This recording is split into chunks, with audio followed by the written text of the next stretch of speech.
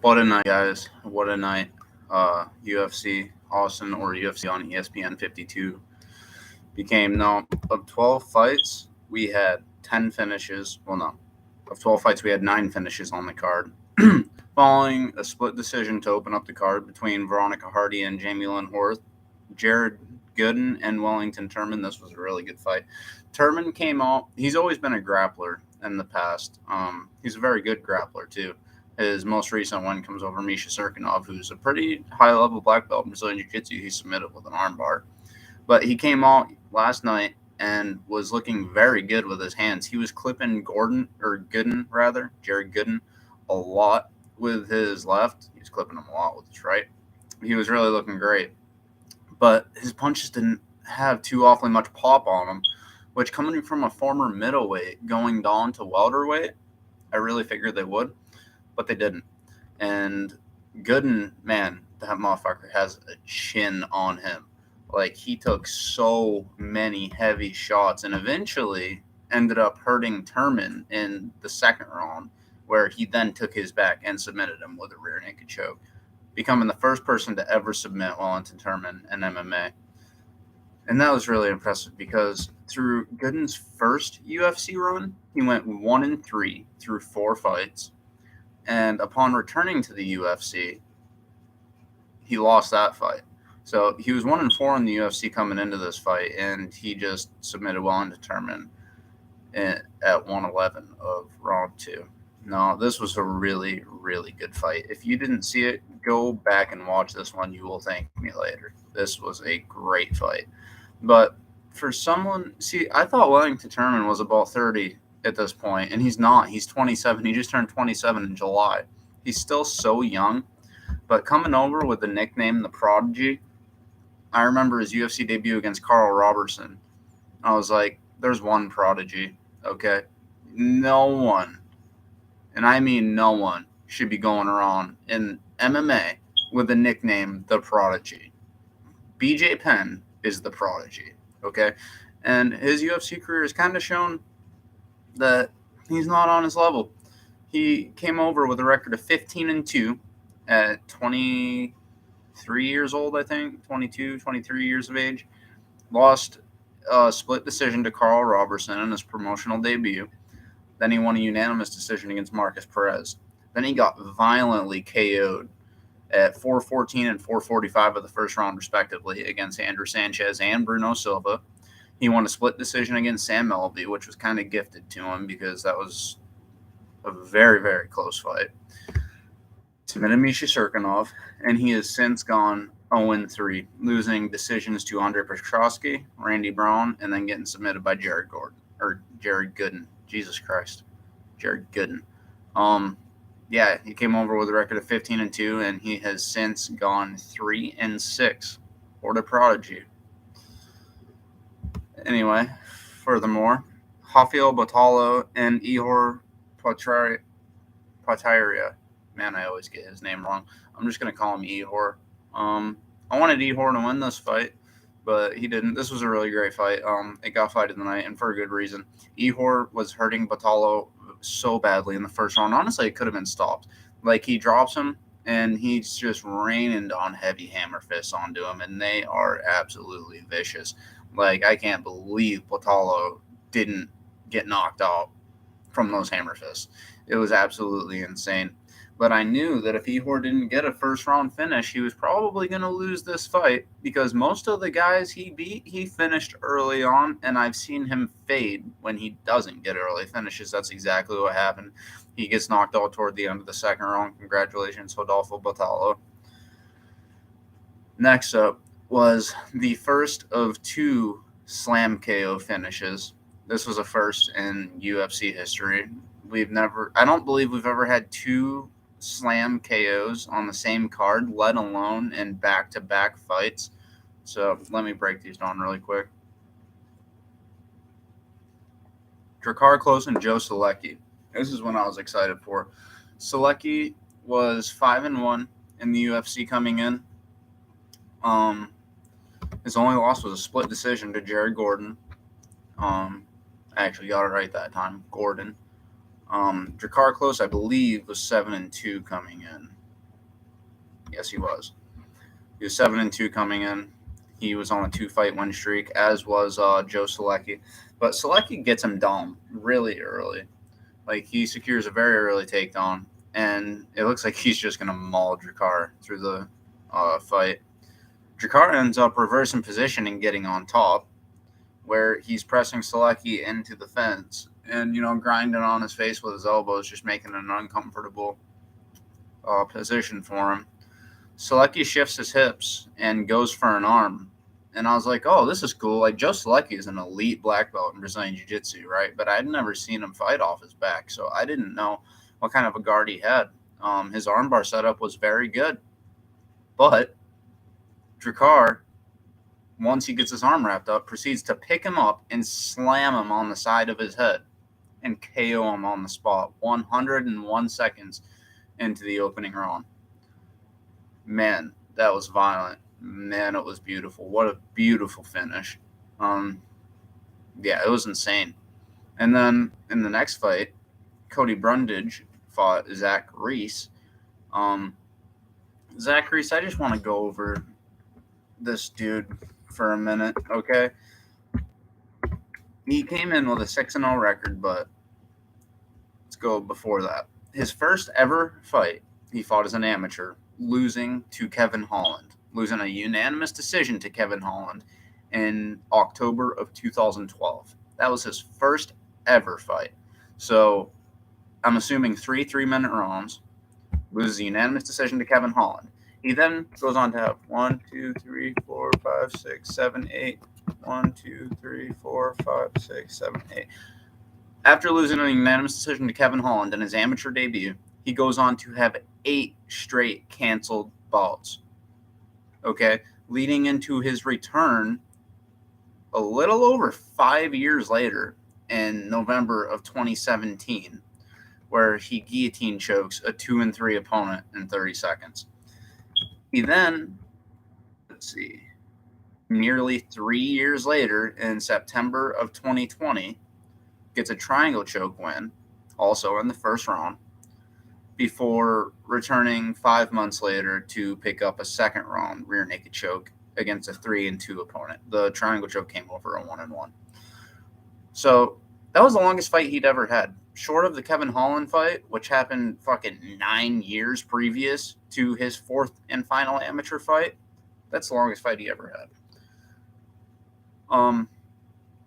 He makes his pro debut a couple months later, and he's been pretty active since this. He had gone 6-0 as a pro since April of 2021.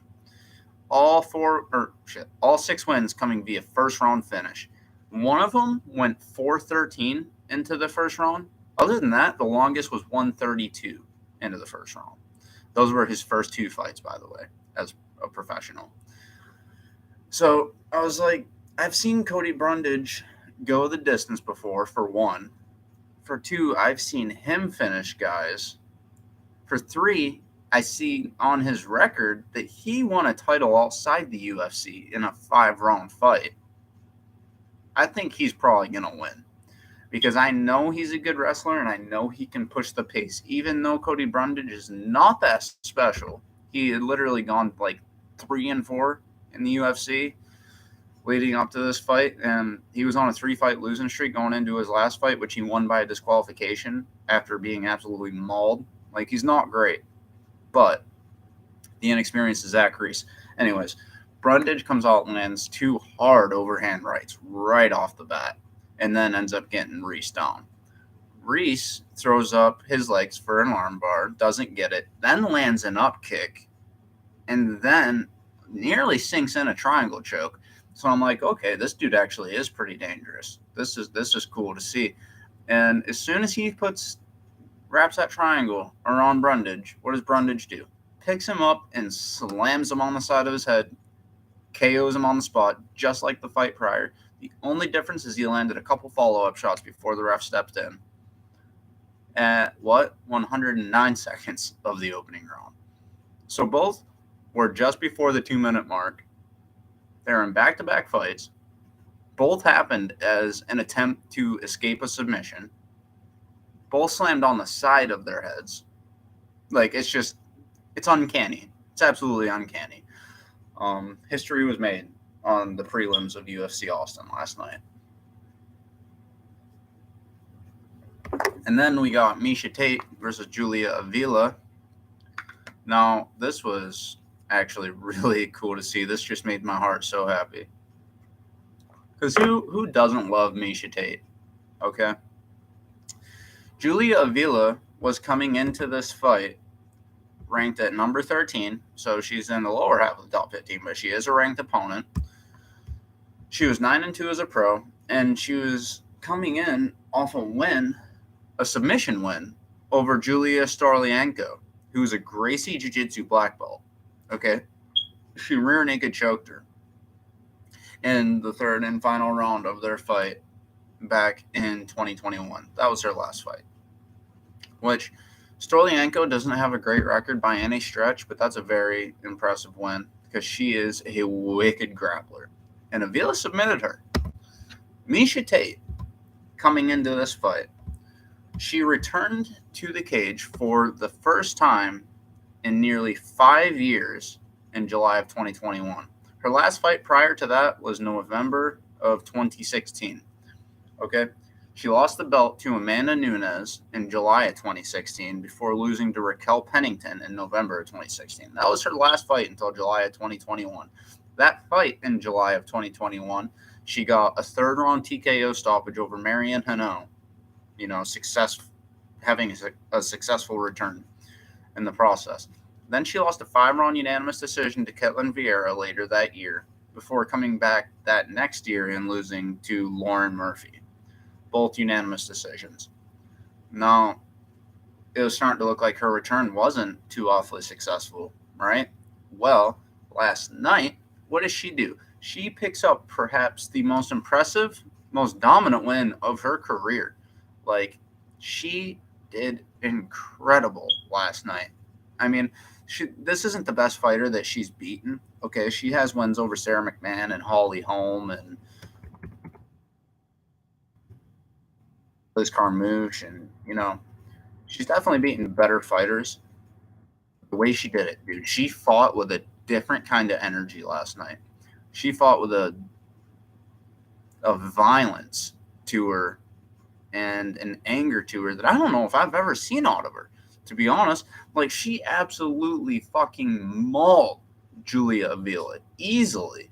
She got her down in the first 30 seconds of the first, second, and third rounds, and Avila could not get up any of those times. She didn't stand up once unless the bell sounded, and Miesha had to get off her. She took some time. She spent some time in mount. She spent most of the time on Avila's back with a body triangle. And after what seemed like the 100th time of her trying to crank on the face of Avila, at 1:15 of round 3, Avila taps to a neck crank. So Miesha's gone 2-2 since returning, but both of those wins are third round stoppages. I just thought that was kind of cool. And I thought her performance, man, I'm so happy for her. I'm so proud of her. Man, Miesha Tate is an absolute legend in women's MMA. And it's so cool to see her still getting stoppages, still getting wins. It's great.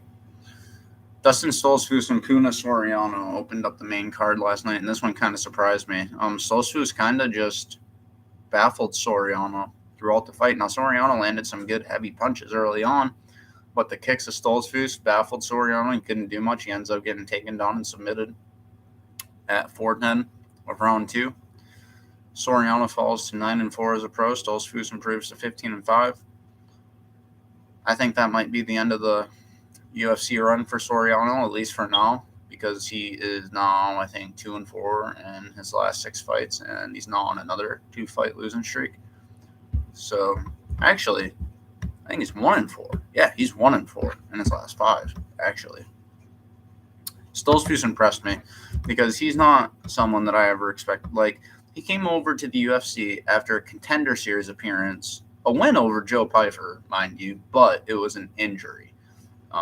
Pyfer got injured in that fight, and that's why Stoltzfus won. No less, Stoltzfus comes over, loses 3 straight. All right, loses a unanimous decision to Kyle Dawkins, then gets submitted by Rodolfo Vieira and Gerald Mearshart. So he fights 3 elite black belts, gets submitted by 2 of them. Then he beats Dwight Grant by unanimous decision, gets knocked out by Abus Nurmagomedov in 19 seconds, and then beats Puna Soriano. He looked good last night, though. Even though he only improved to 2-4 in the UFC, he looked really good. Joaquim Silva and Clay Guida. I wanted Clay Guida to win. I think we all wanted Clay Guida to win. But his performance just had me smiling the entire fight. Now, at first, when the fight began, I was like, man, Guida kind of looks a little slow because his combinations, it looked like he was definitely throwing them, and he was definitely throwing them in combination. Like, he was throwing a lot, finishing a lot of them with leg kicks, starting with a jab, going to hooks, overhands. Like, his striking has definitely come along over the last few years, but turning 42 years old in like 5 or 6 days, he looked a little slow to begin the ball. But his timing came along, and he was actually tagging Joaquim Silva up, and it was really cool to see. He was able to get him down a couple times, actually a few times, but Silva popped right back up. The third and final round, going into the third and final round, I think it was 1-1. Actually, I know it was 1-1 because Silva won 29-28 on all 3 cards. He easily stuffed Guida's takedowns in the third round, threatened with guillotines, ended the fight on top. It's good to see Joaquim Silva not lose 2 straight, but Guida has not lost 2 straight. Nonetheless, he still looked really good against a not great but good fighter that, I didn't see him beating once the fight started. You could tell once the fight started, like, these physiques couldn't be more different. They really couldn't. Joaquim Silva almost knocked out Arman Tsarukyan in Tsarukyan's last fight up until last night. So he's 13-4 as a pro. He's not great, but he is very good. He got a good win over a true legend in Clay Guida. Sean Brady, man. Sean Brady might have looked better last night than anybody else on the entire card, and that's really saying something. Or, you know what, I'd put him up there with Miesha Tate. They actually had, like, the exact same performance. Sean Brady gets Kelvin Gastelum down very early in their fight. Gastelum reverses position, rains down some punches from top position until Brady gets back up, takes him back down. Actually, he knocks him down. He knocks him off balance because Gastelum's throwing a kick. He lands a cross, knocks him off balance, assumes top position, and absolutely mauls him for the rest of the first round. The second round, Gastelum throws a leg kick, which is caught, and then he's taken down and mauled again until the end of the second round. And then in the third round, Gastelum's corner was telling him, don't throw kicks, only box. And that was good advice, but it didn't matter because Sean Brady took him down again, and he mounted him. It looked like he was going to get an arm triangle choke, and it was very reminiscent of Kelvin Gastelum's fight with Chris Weidman way back. Let's see. His fight with Chris Weidman back in 2017, where he was mauled throughout pretty much the entirety of it, and then arm triangle choked in the third and final round. It was looking a lot like that. But Brady gives up the arm triangle choke, and I was like, man, why'd you let it go? But he took focus on Gastelum's right arm and ends up getting a kimura submission finish at 143 of round 3. Man, I was so happy to see this because, for one, you really don't see kimura submissions a lot at all. They're actually quite rare at the highest level in MMA. Kelvin Gastelum's a Brazilian Jiu-Jitsu black belt, and man, Sean Brady looked incredible. Like, a couple weeks ago, well, since this fight was announced up until a couple weeks ago, I was picking Sean Brady. And then as the fight got closer, I was like, actually, I think Gastelum's going to fuck him up. With the way Sean Brady's last fight against Belal Muhammad went, I think Gastelum's striking is a little more dangerous than Belal Muhammad's. I don't know if it's better, but I think he's more dangerous with it. He's going back down to 170. He made 170 on the dot. He made championship weight, which I don't think many of us expected from him at all. Yeah, I thought he was going to beat Sean Brady's ass, and Sean Brady had the best performance of his entire career last night against someone who is definitely past their prime. But man, Kelvin is still an absolute savage. He's still a very dangerous guy. He can still beat a lot of the best, in the lower part of the top 15 anyway. Yeah, I can't wait to see what's next for Sean Brady, man. What a rebound. What a rebound. Now, his last 3 wins were all over elite grapplers that he easily out-grappled. Kelvin Gastelum, he's got some good rear naked choke submissions. He's a state champion in high school in wrestling. Michael Chiesa, one of the better MMA grapplers ever, though he's been submitted a few times. And Jake Matthews, a Brazilian Jiu-Jitsu black belt, he also submitted in round 3. Yeah, man. At 31 years old, just turned 31 last month, a couple weeks ago, actually. He's better than ever. I'm so happy to see his future. So excited to see his future. Another guy I'm very excited to see his future is Deiveson Figueiredo. He moved up to 135 pounds for the very first time in his career last night. His last 4 fights all took place against fellow former 2-time flyweight champion Brandon Moreno.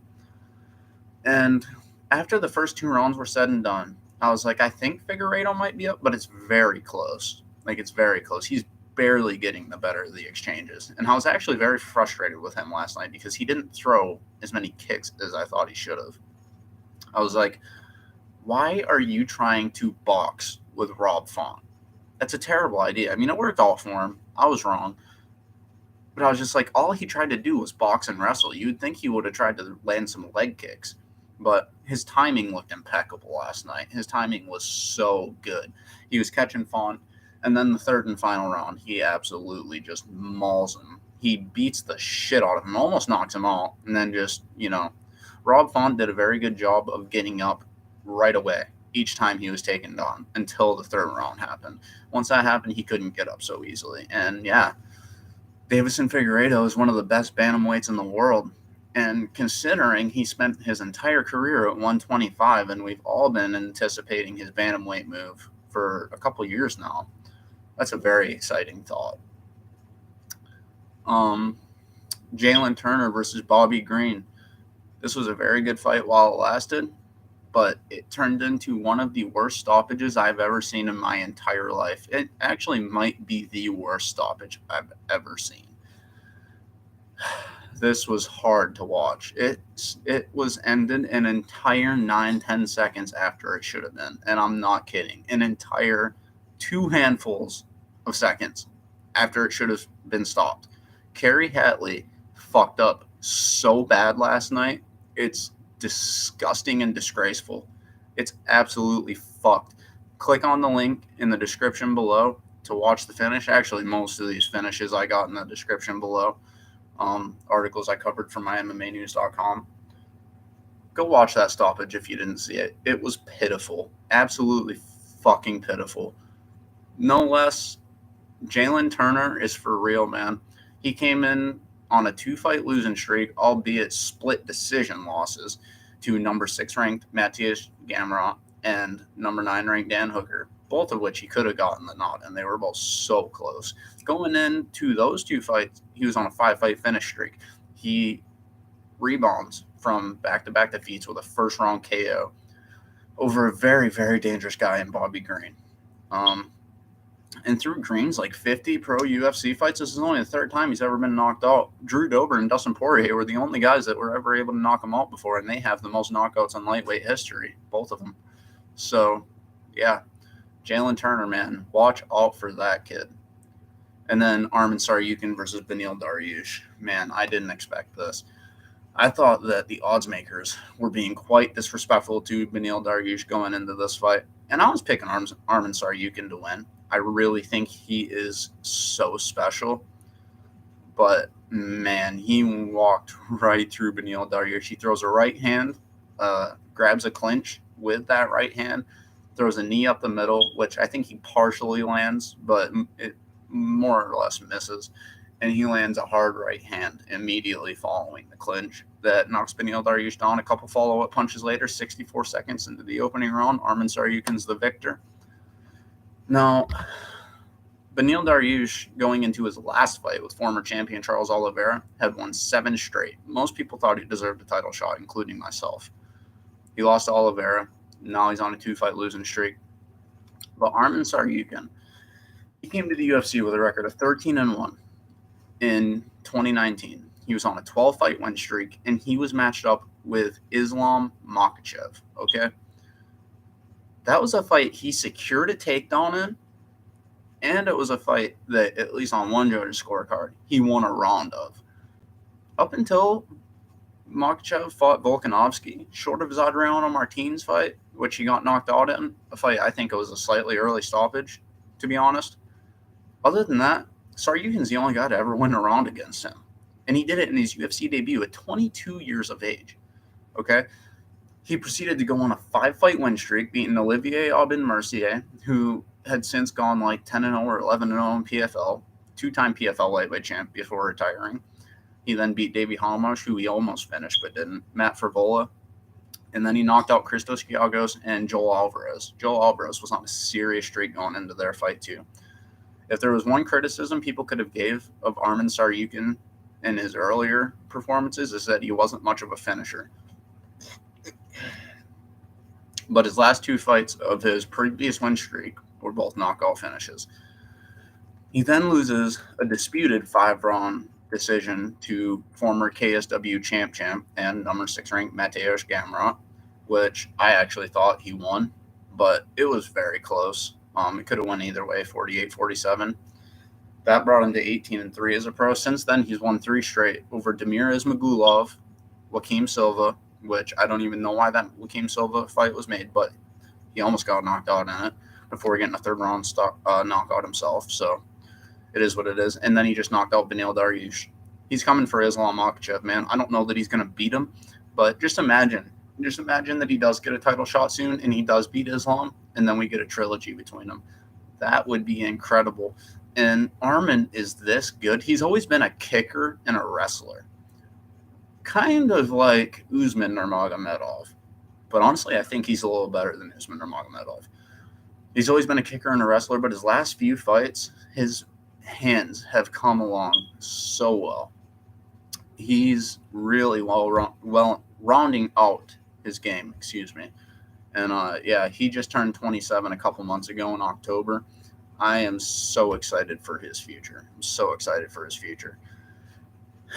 And then BKFC 56. There's 2 fights on here I want to talk about. Well, 2 fights and one that should have happened. Our original co-main event between Ben Rothwell and Todd Duffy fell through a couple days before the event, which really sucks. They're both UFC vets. They're both knockout artists. They're heavyweights. That was going to be a really good fight that I was very much looking forward to, but it didn't happen. Instead, the 2 fights I want to talk about is Jeremy Stephens, who won his BKFC debut against Jimmie Rivera, also both UFC vets. Rivera was 1-0-1 going in. Stephens, of course, 0-0. Now, I think bare knuckle could be the sport for Jeremy Stephens, though, even though his MMA career didn't end well, I did think that BKFC could limit him a little bit. He had 2 pro boxing fights after retiring from MMA, or leaving MMA temporarily at least. He went 0-1-1 in those 2 fights. But I thought maybe Stephens is a little bit limited only boxing because, dude, he's the only fighter in UFC history to have knockouts with head kicks, punches, elbows, and knees. Okay? He's the only fighter in UFC history to have knockouts with all 3 limbs, or all 4 limbs, my bad. And his highlight reel, his knockout reel, is more impressive than just about anyone in the sport's history. If you go back and watch Jeremy Stephens' highlight reel, it's insane. Absolutely insane. But he ends up getting a TKO win in round 3, I believe, to win his BKFC debut. A lot like Mike Perry. I'm now starting to think this might be the sport for him because he's always been super violent, super powerful. And yeah, he busted Jimmy's face up last night. He was getting outboxed early on, but he started to take over in the 2nd, 3rd round. And yeah, he looked good. And then the main event, it had an unfortunate stoppage. Eddie Alvarez and Mike Perry, former UFC champion, former 2-time Bellator champion, versus Mike Perry, who the most violent man in BKFC. He's the face of BKFC right now for a reason. This was a good one. Alvarez was absolutely tagging Mike Perry up easily. That first round, holy fuck, did he box Mike Perry up. And then the second, he's still boxing Mike up, but Mike starts to land himself and starts to bust Eddie's face up. And a swollen eye that Eddie couldn't see out of is the reason the fight was stopped. It was about to be one of the better fights I've ever seen in my life until it was stopped. David Feldman, BKFC president, wants to see a rematch between those two. I do too, man.